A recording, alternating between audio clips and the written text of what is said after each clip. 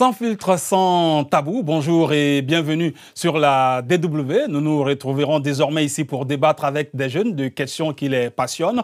Aujourd'hui, nous allons parler des bouleversements en cours dans certains pays du continent, surtout au Burkina Faso. Comment les jeunes au Burkina Faso vivent-ils les bouleversements en cours dans leur pays? Pour en parler, nous sommes avec Vanessa Jessica Claudine. Elle est étudiante au Burkina Faso.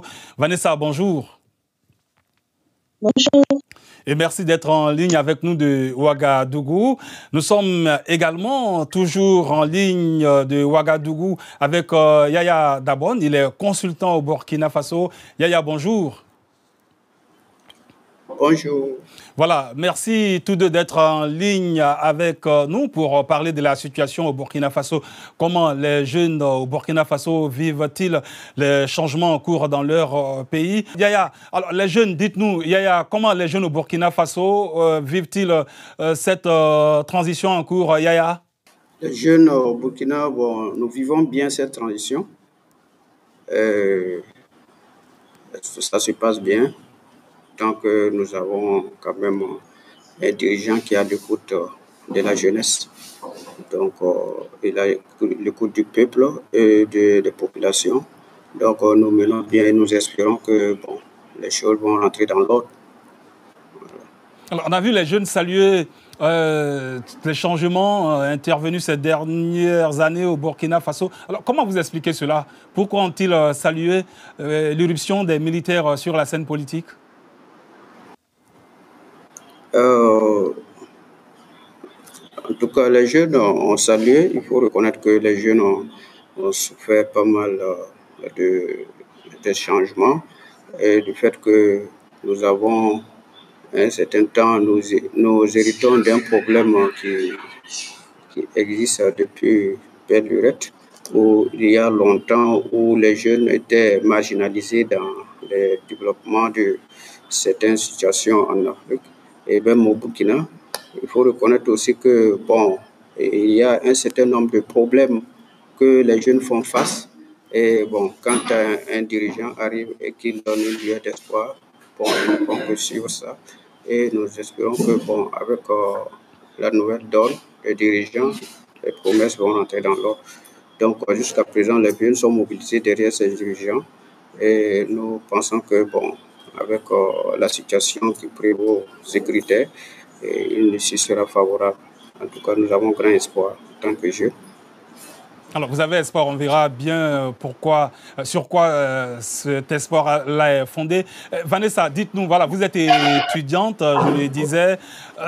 Comment vous vivez la transition en cours aujourd'hui au Burkina en tant qu'étudiante et comment les étudiants vivent-ils cela? Déjà, à un moment... Vanessa, on a toujours quelques problèmes avec... Vanessa, on a toujours des problèmes avec vous, avec la ligne, avec vous, on a toujours des problèmes, on a du mal à vous entendre. Par contre, du côté de Yaya, ça va. Alors, Yaya, ces jeunes qui ont applaudi l'irruption des militaires sur la scène politique, on dit qu'ils sont manipulés pour certains. Hein? Est-ce que c'est vrai? Est-ce que c'est votre avis? Est-ce que les jeunes ils comprennent les enjeux actuels?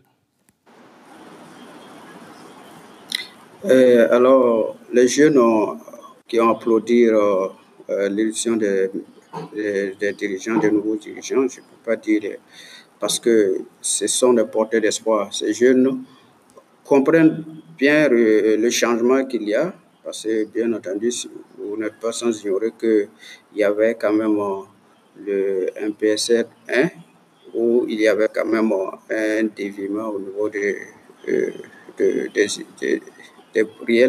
problèmes réels de la sécurité. Et ces jeunes, quand le MPSD est arrivé, je crois que ces jeunes ont compris qu'il y a un réel changement vu le message que les nouvelles autorités ont donné. Et ça a vraiment galvanisé ces jeunes. Et je peux dire que ces jeunes représentent la majeure partie des jeunes qui n'avaient. Donc, ils ont quand même applaudi et même soutenu. Et il peut dire même que c'est une mobilisation populaire qui a porté cette jeunesse, cette transition aujourd'hui que nous pensons que ça donne ses fruits, quoi. Alors, on va voir du côté de Vanessa si la liaison est bonne maintenant. Vanessa, vous êtes toujours là, j'espère. Vanessa, voilà, on avait dû... Bon, Vanessa n'est pas encore là. On va la retrouver, on espère la retrouver d'un moment à l'autre. Yaya, alors les jeunes, hein, ils applaudissent le changement en cours en ce moment. Est-ce à dire que les anciens pouvoirs n'ont pas répondu de façon satisfaisante aux attentes des jeunes burkinabés? Alors, il faut reconnaître que les anciens pouvoirs, même s'ils ont eu à répondre quelques attentes, mais ce n'est pas tout, étant donné que nous avons ces jeunes, de par leur frange, vous voyez que, bon, si on veut prendre, je veux dire que si on veut prendre les nouvelles autorités, le leader, le président Ibrahim Traoré, de par son âge et son expérience sur le terrain et son langage, ça a vraiment galvanisé l'élan populaire de cette jeunesse. Et le président de transition vraiment se dit auprès de cette jeunesse. C'est pour dire que le message que le président passe, ces jeunes vraiment se retrouvent dedans, ils essaient quand même d'encourager tout ce qui est pour qu'il y ait un duel d'espoir.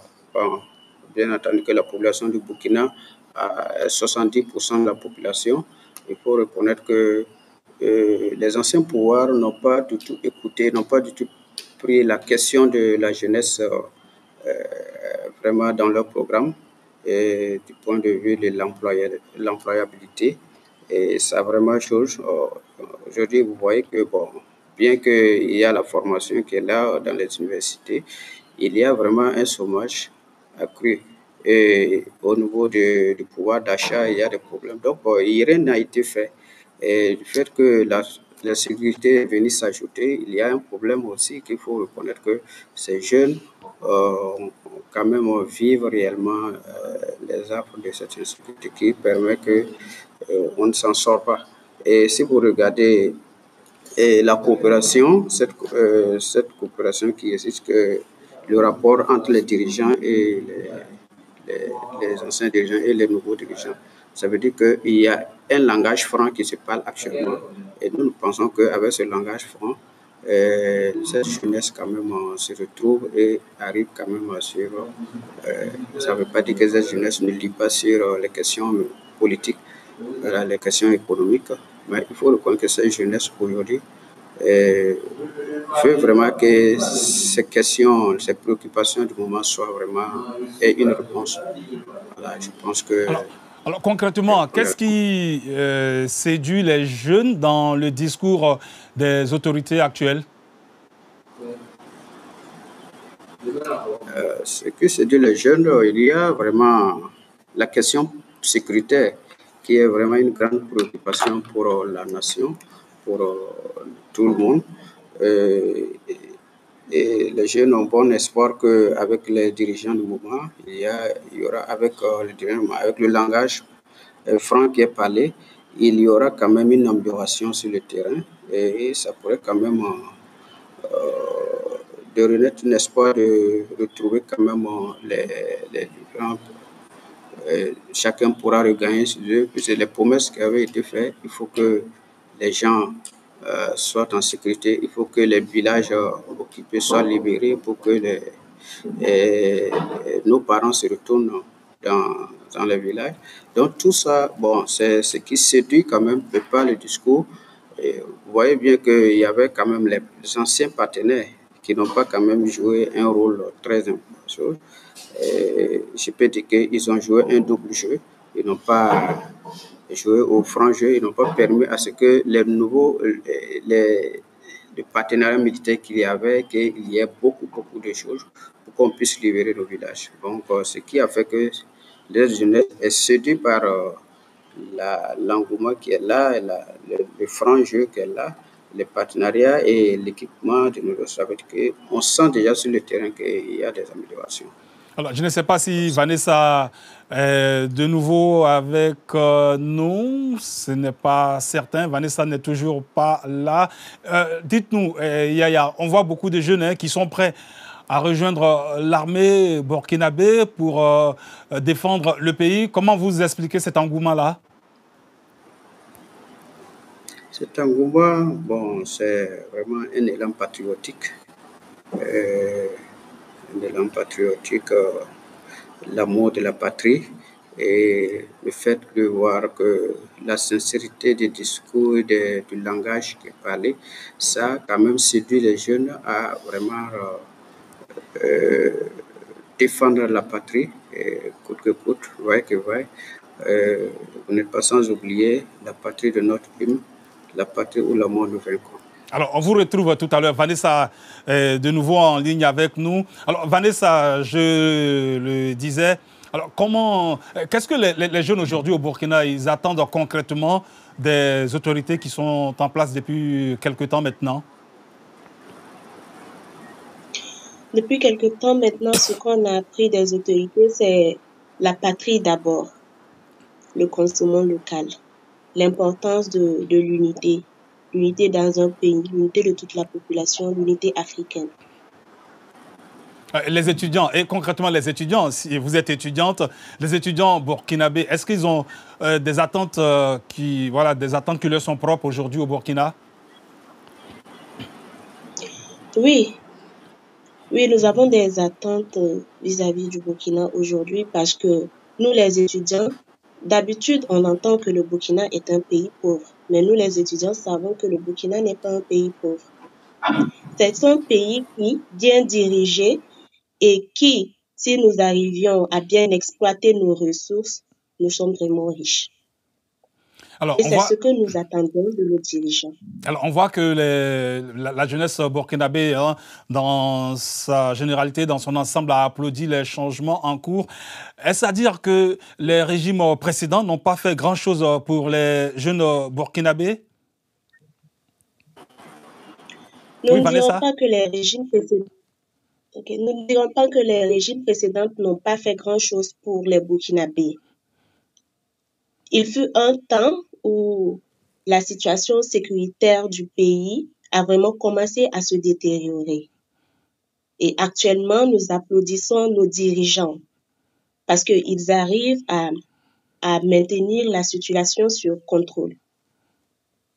Je demandais également à Yaya tout à l'heure, est-ce que les jeunes y comprennent véritablement les enjeux actuels? Est-ce que certains jeunes ne sont pas simplement manipulés? Les jeunes qu'on retrouve dans la rue, qui demandent le départ de tel pays ou de telle personnalité, est-ce que les jeunes ne sont pas aussi, certains jeunes ne sont pas manipulés? Je dirais que les jeunes ne sont pas manipulés. Les jeunes sont bien conscients de la situation. Ok, des difficultés encore avec Vanessa. Yaya, je me tourne vers vous. Concrètement, qu'est-ce que vous attendez des militaires? Qu'est-ce que vous aimeriez, vous aimeriez sur quoi? Vous aimeriez les voir, par exemple, mettre l'accent sur quoi aujourd'hui? Il y a, c'est vrai, le problème sécuritaire, mais au niveau des attentes spécifiques des jeunes? Pour les attentes spécifiques des jeunes, nous aimerions quand même ce que nous attendons de nos dirigeants, c'est de travailler à ce que à terre définitivement les foyers des conflits armés et de préparer cette jeunesse à l'avenir. À un avenir et de résoudre la question de l'employabilité et la sécurité et de fournir, ça veut dire que ce que nous attendons, que ces autorités puissent former des leaders de demain de manière à ce qu'ils soient responsables et qu'ils puissent avoir cet élan patriotique, avoir l'amour de la patrie, parce que vous n'êtes pas sans ignorer que nous avons des dirigeants qui, à un certain moment, ont dévié cet élan patriotique. Et ça veut dire que si vous n'avez même pas ça, vous ne pouvez pas quand même prétendre à bien diriger un pays. Voilà.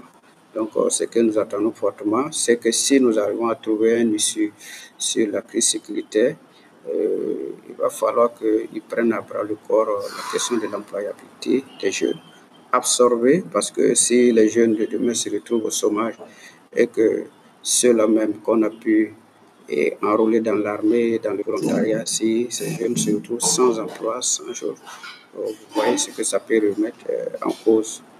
Voilà, tous les efforts qui sont menés actuellement, ça peut remettre en cause. Donc, aujourd'hui, nous vivons ces réalités d'employabilité et la formation, la question de la formation aussi. La formation des jeunes, hein? La formation des jeunes, bien sûr. Alors, est-ce que vous ne craignez pas d'être déçus dans 1 ou 2 ans, voilà, par la gestion des autorités actuelles, hein? On voit que quand il y a des changements, presque tout le monde est content, tout le monde applaudit, on nourrit des rêves et puis après c'est la déception. Est-ce que vous n'avez pas cette crainte-là? Bon. Alors, nous, pour le moment, nous avons vraiment confiance en nos autorités, étant donné que, de par leur langage actuel, ils sont quand même cet élan patriotique et quand même, ils se sont engagés dans la souveraineté du pays, à retrouver la souveraineté et l'indépendance réelle. Donc, nous ne créons pas l'avenir parce que nous assumons notre engagement. Et le fait que les autorités ils sont issus aussi de cette jeunesse, je crois qu'ils ne vont pas quand même trahir parce que, autant donné qu'il ne faudrait pas qu'on ignore que cette jeunesse n'est pas issue de l'ancienne chose, c'est une jeunesse qui est quand même connectée, qui est branchée, qui sait réellement les réalités. Et donc, au cas où il y aurait des déviations, bon, cette jeunesse et cette population vraiment prendra ses responsabilités. Voilà, je ne sais pas si Vanessa nous a rejoint à nouveau pour la suite de cette émission. On a des difficultés pour être en contact avec Vanessa. Pour l'instant, Vanessa Jessica n'est pas en ligne. Voilà, merci donc à vous, Yaya Dabon. Vanessa est là, on me dit que Vanessa est là. Voilà, on va terminer avec vous. Vanessa, on a eu des difficultés pour être en ligne avec vous. Est-ce que vous ne craignez pas d'être déçus par les militaires, hein? Je le disais, on applaudit quand il y a un changement et puis après c'est la déception. Vous n'avez pas cette crainte d'être déçus par les autorités actuelles? Actuellement, non. Parce que les autorités actuelles arrivent vraiment à satisfaire les attentes de la population. Parce que les principales attentes de la population, c'est d'abord la sécurité. Il fut un temps où certaines personnes ne pouvaient même pas rendre visite à leur famille, mais actuellement, cela est possible. Actuellement, il y a des populations qui, avant, n'arrivaient même pas à avoir de quoi se nourrir correctement. Mais grâce à nos forces de sécurité, ils ont accès à de la nourriture, à de l'eau. Mais vous qui êtes étudiante, est-ce que votre situation a changé, la vie des étudiants a changé depuis l'arrivée des nouvelles autorités? Depuis l'arrivée de nouvelles autorités, non, il n'y a pas eu de changement du côté des étudiants. Est-ce que la liberté d'expression aujourd'hui, est-ce qu'elle est respectée aujourd'hui au Burkina? Est-ce que les Burkinabés arrivent à s'exprimer, surtout les jeunes, est-ce qu'ils arrivent à s'exprimer comme le souhaiterait Yaya?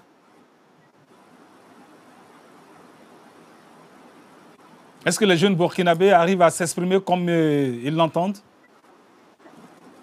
Les jeunes Burkinabés arrivent à s'exprimer. Je pense qu'il n'y a pas de problème à cela. Voilà, c'est la liberté d'expression comme ce qu'il entend. Si quelqu'un a une préoccupation, étant donné que les dirigeants actuels demandent à ce que s'il y a des préoccupations, voilà, vous pouvez le faire entendre. Il y a des canaux, vraiment des canaux par rapport à ça, de transmission des préoccupations. Donc,